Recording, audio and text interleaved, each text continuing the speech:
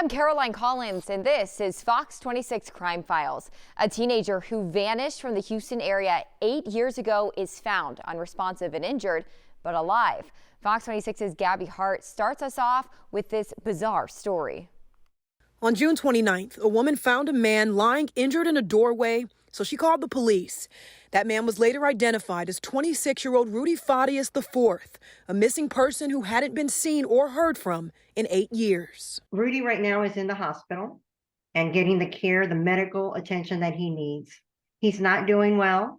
He is nonverbal at this time, and all this has been confirmed by his mom. And was he nonverbal before he went missing? No, he was verbal. Oh, absolutely. He was absolutely okay. Rudy vanished in March of 2015. According to the Texas Center for the Missing and NamUs, he was just 18 years old. His family never had any clue of what happened to him. The Texas Center for the Missing even highlighting Rudy during National Missing Children's Day back in 2017. People at home might be wondering, was he being held against his will? Was he? Oh, yeah, those kind of details, we have no idea.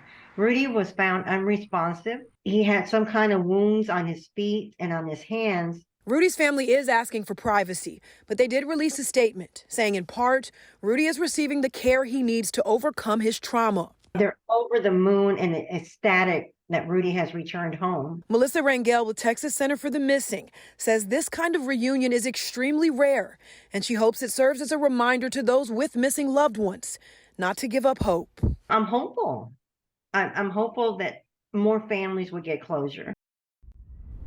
Well, Rudy Farias met with investigators Wednesday at a hotel in Houston, making some shocking allegations against his own mother.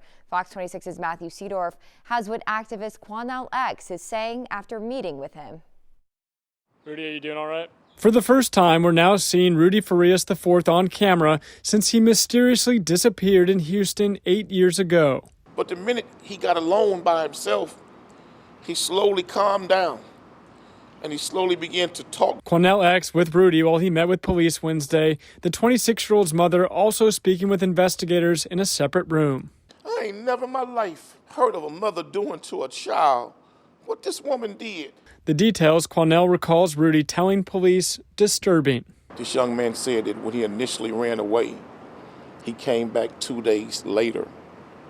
And she told him that he had to hide, that he was going to get in trouble.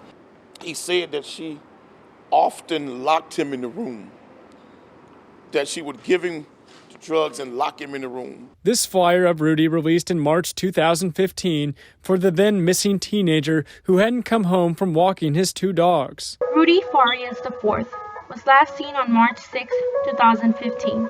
A YouTube video and fundraising page posted for the missing child who hadn't been seen in 8 years until last Thursday when someone found him outside a Houston church. How did he stay missing for so long? 8 years. He was allowed to visit with some of the neighbors under an assumed name. She believed that after so many years, people had forgotten about the case. But he never told any of the people that he was with what was happening? Never told anybody. I'm the one that reported that I didn't think he was missing because he had been hanging in my garage. Neighbors confronting Rudy's mother Tuesday, claiming the mother tried to get them to falsify Rudy's identity.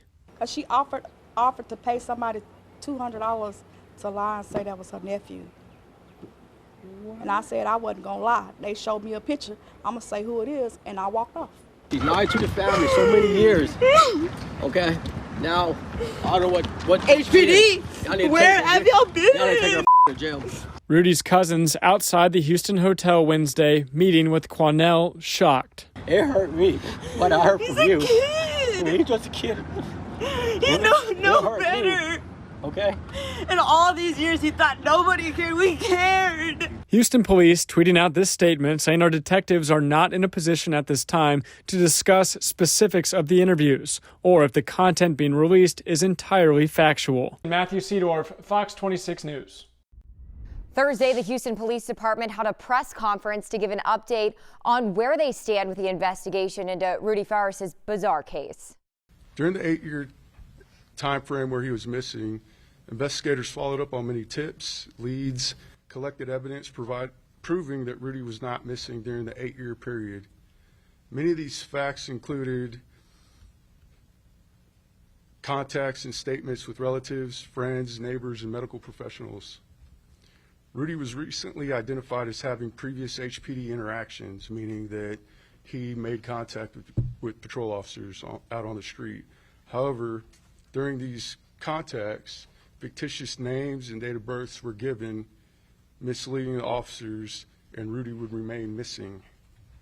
In fact, both Janie, Rudy's mother, and Rudy himself gave fictitious names while interacting with various patrol officers. After investigators talked with him yesterday, it was discovered that Rudy returned home the following day on March 8th, 2015. The mother, Janie, continued to deceive police by remaining adamant that Rudy was still missing. She alleged her nephew was the person friends and family were seen coming and going. However, we disputed that. Currently, the DA has declined any charges at this time for making fictitious reports and failure to ID. Investigators have reached out to Adult Protective Services. HPD Victim Services has reached out. We've also connected Rudy with Victim Services to ensure that he has a method to recover. Now, based on Rudy's interview, there were no reports of sexual abuse reported. If there is a disclosure made, we will continue to investigate. Currently, the investigation is active, and there are new leads coming in. We'll continue to follow those leads. We do take all allegations seriously, and any new information or facts that we receive will be investigated. But it is a criminal offense to give false names when you're detained under arrest or you're making a valid police report. There was an instance where he did that, him and his mother. At this time, though, the district attorney has declined to accept charges on that until our entire investigation has been complete. I interviewed him, and no, there was no, I'm trained to listen for probable cause. I'm trained to listen for statements that can help me get charges or move forward with a case. And no, there was no statements made during this investigation so far. The investigation is still going on, Courtney, and I'm not going to say if he's a victim or not. I'm thinking, and saying we're going to treat this just as we do with any potential victim or victim, and we're going to give respect to everybody that's involved. We're going to conduct our investigation, and we're kind of right at the beginning of it. This investigation is going to go on after this press conference. We've been open as we can. It's not our first investigation, and everybody here understands what I'm saying about the integrity investigation. This is where we're going to end.